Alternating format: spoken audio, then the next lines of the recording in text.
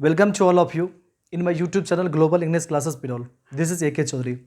In today we are going to discuss the third chapter of class 12 English. Class 12 English का जो तीसरा chapter है आपका अ pinch of snuff, उसको आज हम लोग डिस्कस करेंगे। ये बहुत ही एक ह्यूमरस स्टोरी को आज हम लोग डिस्कस करने जा रहे हैं जिसका नाम है अ पिंच ऑफ स्नफ। चैप्टर का नेम है आपका अ पिंच ऑफ स्नफ। सूंघनी का एक चुटकी। सूंघनी का एक चुटकी मतलब जो स्नफ होता है, जैसे खैनी आप समझ सकते हैं, उसका एक चुटकी, जिसके राइटर है आपके मनोहर मालगांवकर। ये रहा आपका मनोहर मालगांवकर का पिक। मनोहर मालगांवकर के द्वारा लिखा गया चैप्टर है आपका अ पिंच ऑफ स्नफ। इसमें मनोहर मालगांवकर कूट कूट के कॉमेडी से भरे हुए हैं इस चैप्टर को, जिस चैप्टर को आज हम लोग देखेंगे, डिस्कशन करेंगे। मनोहर मालगांवकर बॉर्न 1913, 1913 में मनोहर मालगांवकर का जन्म हुआ। Is a well known novelist and short story writer.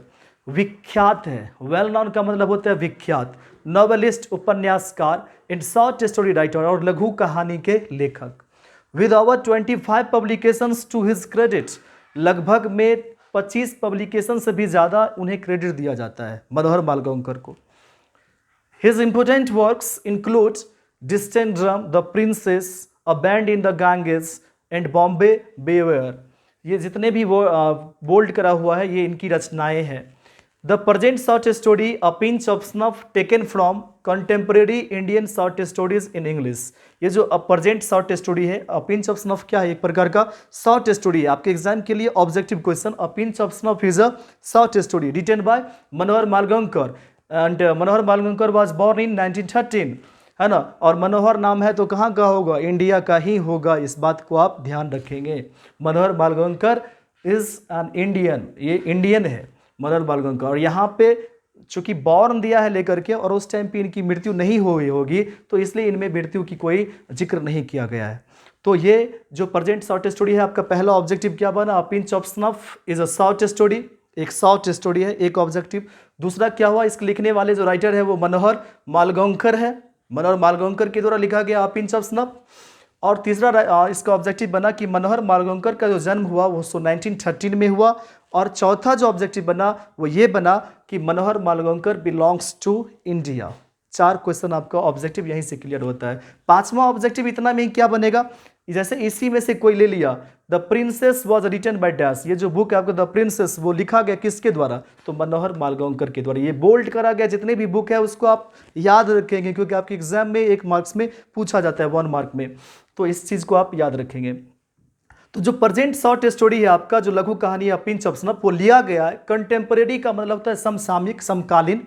जो इंडियन शॉर्ट स्टोरीज है इंग्लिश के, जो भारतीय लघु कहानियां हैं अंग्रेजी में, उससे लिया गया है। Is full of wit and adventure. ये भरा हुआ है विट और एडवेंचर। एडवेंचर का मतलब होता है साहसिक कार्य। ये साहसिक कार्य से भरा हुआ आपका ये स्टोरी है, शॉर्ट स्टोरी है। The reader's excitement is built up through the accuracy and the profound comedy of Malgaonkar's narrative।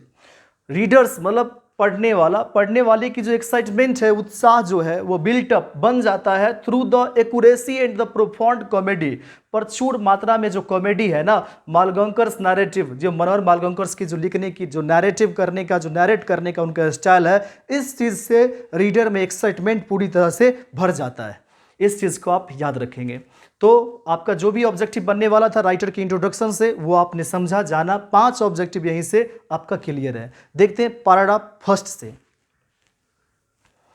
Paragraph first है आपका अ पिंच ऑफ स्नफ का पैराग्राफ फर्स्ट। मदर्स अनाउंसमेंट सूक मी। माँ की, और अपॉस्ट्रोफी का मतलब क्या होता है? काके की। तो माँ की घोषणा ने मुझे हिला के रख दिया। नानू काका इज कमिंग। नानू काका आ रहे हैं। शी सेड, उसने कही, मतलब मम्मी ने कही, किस बात को? कि नानू काका आ रहे हैं। इस बात की घोषणा ने मुझे हिला के रख दिया। सेक सूक सेकंड, सेक सूक मतलब हिला दिया, सेक मतलब होता है हिलाना। तो इस बात को आप याद रखेंगे ऑब्जेक्टिव क्वेश्चन में भी, कि मम्मी ने इन्फॉर्म की किसको? मनोहर मालगांवकर को, कि नानू काका आ रहे हैं। काका इज इक्वल टू मामा, है ना, अंकल जिसे बोलते हैं, मैटरनल अंकल बोल सकते हैं आप मामा को। मम्मी का भाई है कौन? नानू काका। मतलब ये हुआ कि इनकी माँ का भाई है नानू काका। तो राइटर के जो हुए सो कौन हो गए? मम्मी का भाई कौन होता है भाई? मामा होता है। तो मनोहर मालगांवकर के मामा कौन है? नानू काका। That's all. तो इस बात ने मुझे हिला के रख दिया कि नानू काका आ रहे हैं। Second paragraph, oh my god, हे भगवान, हे ईश्वर, आई सेड, मैंने कहा, couldn't we send him a wire saying we are living that I transferred और something, couldn't we send him. I said, मैंने कहा कि क्या हम लोग नहीं भेज सकते थे अ वायर, वायर का मतलब होता है तार, संदेश, मैसेज जिसे बोलते हैं आप, है ना, अ वायर सेइंग कहते हुए we are living date I am transferred और समथिंग, वी आर लिविंग हम लोग छोड़ रहे हैं, डेट आई एम ट्रांसफर्ड और समथिंग हम लोगों का क्या हो गया, मेरा तबादला हो गया और समथिंग, या कुछ और भी बोल देते। जब नानू काका ने कॉल किया होगा कि मैं आ रहा हूं दिल्ली, तो बोलते मनोहर मालगांवकर, हम लोग उसे बोल देते कि मैं दिल्ली में हूं ही नहीं, मेरा ट्रांसफर्ड हो गया, या कुछ भी बोल देते। ऐसा नहीं बोल सकते थे क्या?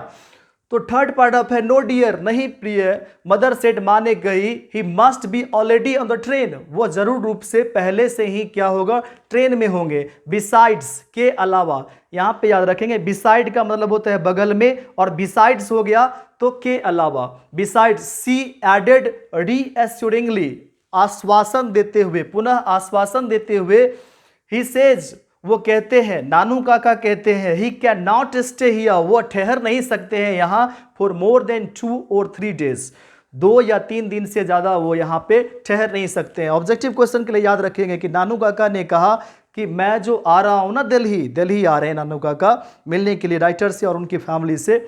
तो मिलने के लिए मतलब इनके फैमिली में आ रहे हैं, लेकिन मिलने का उद्देश्य क्या है कि वो किसी मंत्री से मिलने आ रहे हैं यहाँ पे दिल्ली में। तो नानू काका ने पहले ही बता दिया, मैं आ तो रहा हूं लेकिन मैं यहां पे ठहरूंगा कितना दिन, तो 2 या 3 दिन। फोर पैराग्राफ है, what is he coming to Delhi for, वो दिल्ली आ रहे हैं किस लिए। यहां पे फॉर जो यूज करा है, यहां पहले भी कर सकता था, फॉर व्हाट, किस लिए, for what is he coming to Delhi, वो दिल्ली आ रहे हैं लेकिन किस चीज के लिए। इन दिस हीट, इस गर्मी में, दिल्ली में गर्मी मौसम में बहुत ज़्यादा गर्मी होती है और ठंड के मौसम में ठंड भी बहुत ज़्यादा वहाँ पे होता है। तो ये बता रहे हैं राइटर कि नानू काका दिल्ली आ रहे हैं इतनी गर्मी में, अरे क्यों आ रहे हैं वो Delhi. He wants to see some ministers, वो मिलना चाहते हैं, वो चाहते हैं मिलना कुछ मंत्रियों से। ऐसा बोली किसने, मम्मी ने बोली। What, that means he will be here for weeks. What, क्या, बिल्कुल सरप्राइज में चले गए मनोहर मालगांवकर, बोले अरे व्हाट, क्या, that means he will be here for 2 weeks, 4 weeks, इसका मतलब ये हुआ कि वो यहां रहेंगे 4 वीक्स, सप्ताहों भर। मिनिस्टर्स, मंत्री, डोंट सी पीपल, लोगों से मिलते नहीं है, for weeks, months, O my God, अरे मंत्री तो मिलते नहीं है सप्ताहों भर, महीनों भर लोगों से, हे भगवान, ऐसी बात है क्या, ओ माय गॉड। मनोहर मालगांवकर ने इस तरह से बोला अपनी मां से, अरे मंत्री से मिलने आ रहे हैं और मंत्री तो मिलते ही नहीं है, वीक्स, मंथ्स लग जाता है। तो देखते हैं पैराग्राफ 7 में क्या हुआ, बिल्कुल बने रहिएगा लास्ट तक वीडियो में। पैराग्राफ 7 है आपका, if your Nanu Kaka wants to see a minister, यदि तुम्हारे नानू काका चाहते हैं मिलना मिनिस्टर से, किसी मिनिस्टर से, आई एम श्योर, मैं श्योर हूं, he will manage to see him, वो मैनेज कर लेंगे टू सी हिम, उनसे मिलने का। मदर सेड, माँ ने कही, माँ ने कही यदि तुम्हारे नानू काका चाहते हैं ना मिलना किसी मंत्री से, तो वो क्या कर लेंगे, मैनेज कर लेंगे, प्रबंध कर लेंगे, any time of the day और नाइट, दिन या रात के किसी भी समय वो मिल सकते हैं। उनमें इतनी एबिलिटी है, किनमें एबिलिटी है, नानू काका में एबिलिटी है कि यदि वो किसी मंत्री से मिलना चाहते हैं तो दिन ये रात कोई भी टाइम क्यों ना हो वो मिल लेंगे, इतनी उनमें एबिलिटी है। ऐसा माँ ने कही, किससे, मनोहर मालगांवकर से। पैराग्राफ 8 है आपका, mother has always been very loyal to her side of the family, माँ हमेशा से ही बहुत ही ज्यादा निष्ठावान रही है to her side of the family, अपने परिवार की तरफ से। एंड आफ्टर ऑल, और मिला जुला कर, नानू काका इज हर ब्रदर, नानू काका उनके भाई है। मतलब माँ जो है अपने परिवार की तरफ से, मतलब जो मायके हैं उनकी तरफ से हमेशा से रहती है, कोई भी माँ रहती है वो बहुत ही क्या होती है, निष्ठावान होती है अपने भाई के प्रति, अपने पापा के प्रति, है ना, जो कुछ। आई ऑन द अदर हैंड, मैं दूसरी तरफ हूं, may have something of a complex about minister, कुछ ना कुछ तो कॉम्प्लेक्स है, जटिल है अबाउट मिनिस्टर्स, ये जो मंत्री से मिलने वाली बात है ना, ये बोलते हैं मनोहर मालगांवकर, अरे सप्ताहों भर, महीनों भर लग जाएंगे, इसका मतलब वो उतना दिन यहाँ पे रहेंगे। तो मम्मी बोलती है नहीं, वो तो कभी भी मिल लेंगे मंत्री से। इस बात को लेकर के थोड़ी सी क्या है, कॉम्प्लेक्स है दोनों के बीच में। I am an under secretary on probation, मैं एक अंडर सेक्रेटरी हूं, वो भी प्रोबेशन पर। प्रोबेशन का मतलब क्या होता है, जैसे कोई न्यू कमर गया है ना, तो उसको परीक्षमान अवधि में रखा जाता है, मतलब परीक्षण किया जाता है कि अदर वो सूटेबल है कि नहीं है। तो प्रोबेशन पर वो क्या है, अंडर सेक्रेटरी है। कौन, आपके राइटर जो है मनोहर मालगोंकर, वो एक अंडर सेक्रेटरी है ऑन प्रोबेशन।